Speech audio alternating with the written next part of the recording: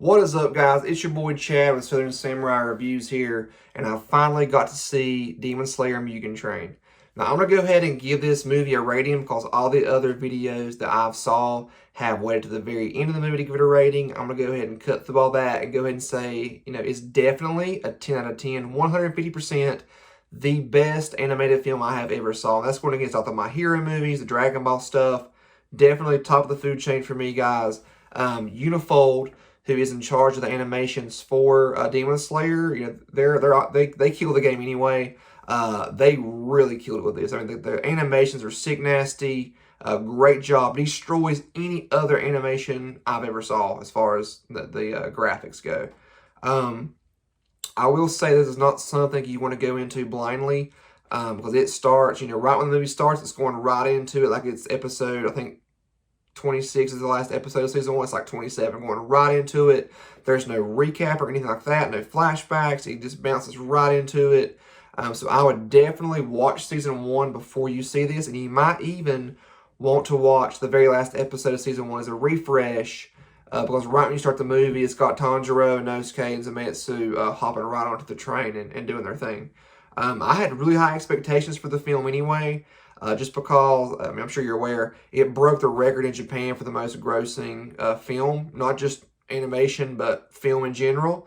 And then this past weekend, it did over $21 million. Now, take in mind, that's still with COVID restrictions, and the movie theaters are still suffering.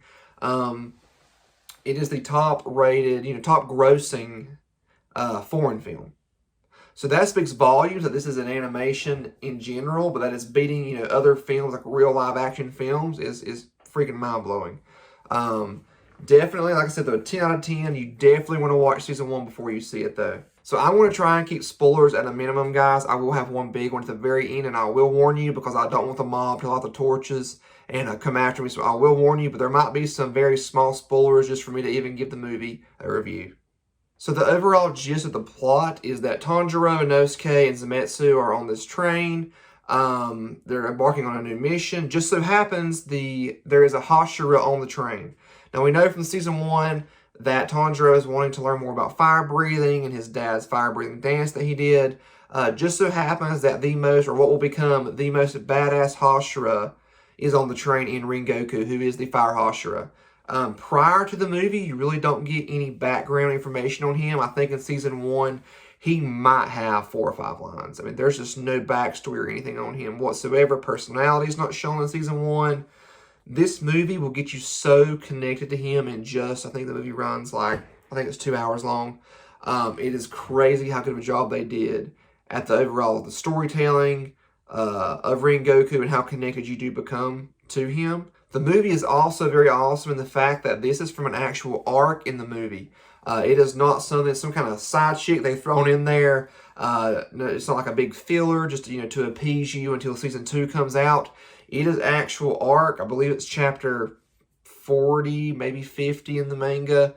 But it's actual canon. So it's actual material, which I think makes it so much better because the actual creator came up with the plot and everything like that. And I can without a doubt say, guys, this movie has the best fight scenes of any animated film I've ever saw. I mean, Unifold just freaking killed it. I mean, every fight scene is epic. It's super fast-paced. Now, there is no messing around. There's no, dragging the plot out. It's definitely one after the other, machine gunning its way, through the plot, which I personally like. Some people I saw are not a fan of that, but I personally like not having to wait and drag things out. I like having action the whole time. I will say the only negative that I can draw from the movie, like I said, 10 out of 10 movie, definitely final answer there. But the only, this is scraping the bottom of the barrel, is I think Nezuko could have done a little bit more. She doesn't really play a major part in the film in general. She has one moment where she has like a bad A part, but she ends up having to be saved. I think they could have done a lot more with her and her abilities, and I would have really liked to see that. But like I said, that's nitpicking. Still 10 out of 10 for the movie. So in summary, guys, 10 out of 10 review. Go see it. Don't wait. I know some people are wanting to wait till it comes out digitally. I think Funimation said it comes out in either July or August. Don't wait. Go see it in theaters. IMAX if you can, because it is really that good. I mean, there were people, the overall, it pumps you up. It puts you through an emotional hurricane.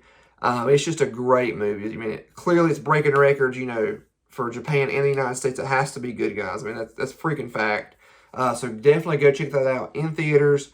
Watch season 1 if you haven't binge watched the ish out of it, because you definitely want to know what's going on, you know, to know the characters' abilities, to know, you know, the plot and everything. Definitely go watch that, but go check it out in theaters, guys. 10 out of 10. Now, if you've made it this far, guys, I want to hear the big spoiler. The big spoiler is going to be the very last fight scene, and that is Rengoku versus Akaza. The best fight scene I probably ever saw in any animated film. That's going to get some pretty high-ranking films in general. Unifold did an amazing job. So if you don't know, which I did not know because I am not a manga reader, but I am now because of this, Rengoku does die. Super sad. It is crazy. The fight scene pumps you up so much, and then it just like rocks your world whenever he eventually loses to Akaza. So me going into this, you know, the movie in general, I thought, you know, 3/4 of the movie is pretty much Tanjiro, Rengoku, Zumetsu, and Inosuke fighting the sleep demon. That's 3/4 of the movie. So whenever they defeated him, I thought it was done. I thought, all right, great movie, you know, applause, great movie. This is it. Rengoku's going to mentor Tanjiro to learn fire breathing techniques in season 2. Had no idea. Then out of nowhere, you see Akaza, who I think his name's Akaza. I'm probably butchering the name, but he is an upper 3, or he's an upper moon, number 3, I think. Comes into out of nowhere, and goes after Tanjiro because he's obviously wounded. Go after the wounded first. Rengoku steps in. Freaking Clash the Titans scene, guys. It shows you how strong Rengoku is. I don't really know a lot about the other Hashiras, but Rengoku freaking top of the food chain as far as I'm concerned from what I've seen. Shows all the forms, you know, that he can do with his fire breathing techniques.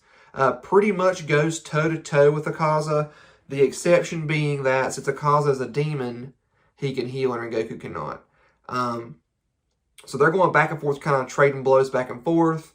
Multiple times, Akaza tries to get Rengoku to turn into a demon because he wants to spar with him for eternity. He says how much stronger you'll be. You know, you're not even at your peak yet. You still have, you know, you'll have eternity to train and keep getting stronger. Humans are weak with age and everything. And it really shows, you know, the overall personality and morality of Rengoku and how he stays true to himself and denies him every single time. You know, just goes out with valor. And I'll go ahead and say it, Rengoku does lose.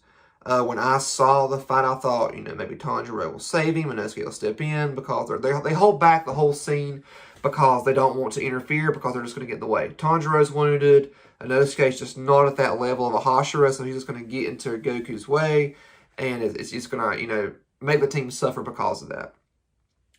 So Rengoku uses his 9th form, which is, I mean, the animation, guys, is just, like I've said 1,000 times, but it's freaking killer.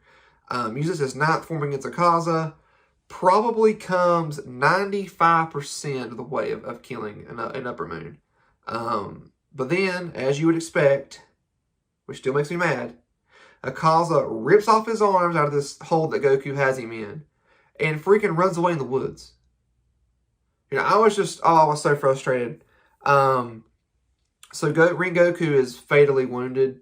And Tanjiro, you know, runs to the edge of the woods, takes his sword, which was pretty cool, and actually uses it as like his fire breathing as like a flame spear and spears Akaza, which, you know, doesn't really slow him down or anything. Yelling at him, saying how he's a coward, which I agree with.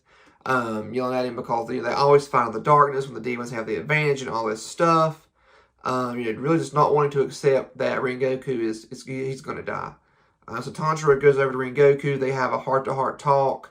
Rengoku talks about how he knows that Tanjiro is destined for great things, and how he can find more information out about fire breathing. You know, the scene, you know, it pumps you up and it flips you and just makes you so emotionally, you know, distraught. You know, there were people in the theater that were tearing up. There was a girl that was crying in the theater. Super emotional piece. Great job by Unifold on doing it, because like I said, it's the best fight scene that I've ever saw. Not just Demon Slayer, but any animation, the best, most well-done fight scene that I've ever saw. There's actually a piece at the end of the movie where it shows the ravens going, the crows going out to each of the Hashiras, giving them the bad news that Rengoku has passed away. Definitely, though, guys, you want to see this in theaters. You don't want to, I mean, I think it's digitally released. I want to say that it comes out in July or August, I think is when it comes out. Don't wait for it. It's not worth the wait. Definitely go see it now in theater. IMAX if you can. But definitely go see it now because you don't want to wait for this because, like I said, it's a 10 out of 10. Like I said, it broke the record in Japan, broke the record in the United States. Go see it in theaters while you can, guys. Let me know what you think about the movie in the comments below. Give it a like, and please subscribe to the channel, guys. Help the channel grow, and we'll catch you on the next one. Believe it.